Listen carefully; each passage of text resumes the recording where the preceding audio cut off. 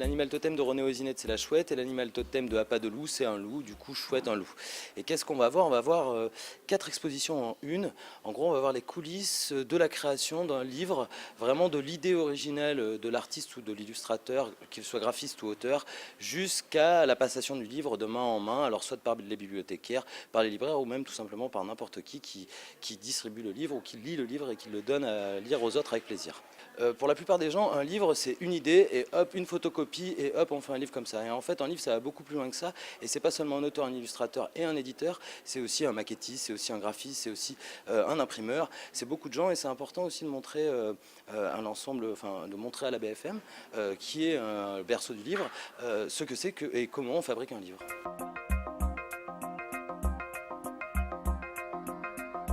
Tous les artistes ont joué le jeu de donner tout un tas d'originaux. Il y a des phases de recherche aussi, alors des crayonnés, on a tous les cahiers des auteurs. Donc toutes les petites notes qu'ils ont fait, comment se construit un livre. On a les outils, on a les blancos, les phases de recherche, tout ce qui a permis de monter le livre.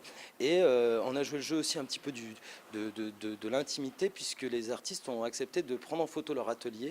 Et il y a un mur avec tous les ateliers. Il y a aussi le jeu de l'interview où chacun a pris le temps d'être interviewé et de nous raconter sa relation qu'il a lui avec le livre ou avec la création.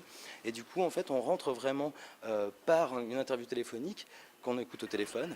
Après, à la suite de ça, vu qu'on a eu l'idée, on va rentrer dans l'atelier, on va trouver les outils, et les outils vont nous amener les crayonnés, vont nous amener les carnets, et puis les originaux jusqu'à la création du livre. Ça, c'est la première étape. Et après, il y a une exposition autour d'un livre collectif qui s'appelle S'aimer. Donc là, il y a 56 œuvres qui sont présentées. Il y a une carte blanche qui a été donnée par Ronéo aux artistes de Appât de loup autour de Chouette un loup.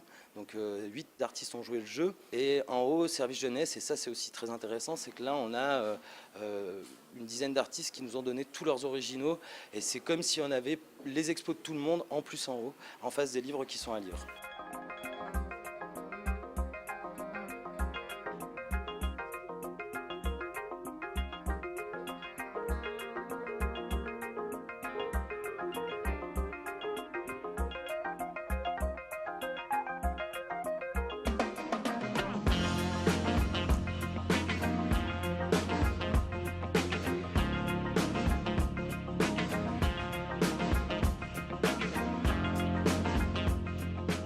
Et ce qu'il y a d'intéressant chez cet éditeur, c'est qu'il n'y a pas une ligne éditrice fixe en termes de production. Chacun peut avoir la technique qu'il veut. Il y a des gens qui travaillent l'huile, il y a des gens qui vont travailler plus le design graphique et l'infographie, et il y a des gens qui font ça au stylo. La littérature jeunesse, maintenant, c'est beaucoup renouvelé. On n'est pas dans l'image ou dans le texte complètement gnangnan et qu'on a le droit de raconter tout avec le livre jeunesse. Et on le voit de plus en plus. C'est pas seulement les enfants qui sont attirés par le livre jeunesse, c'est les parents. Et des fois, c'est même les parents qui amènent quelque chose. Il y a un vrai échange aussi qui se passe entre lecteurs.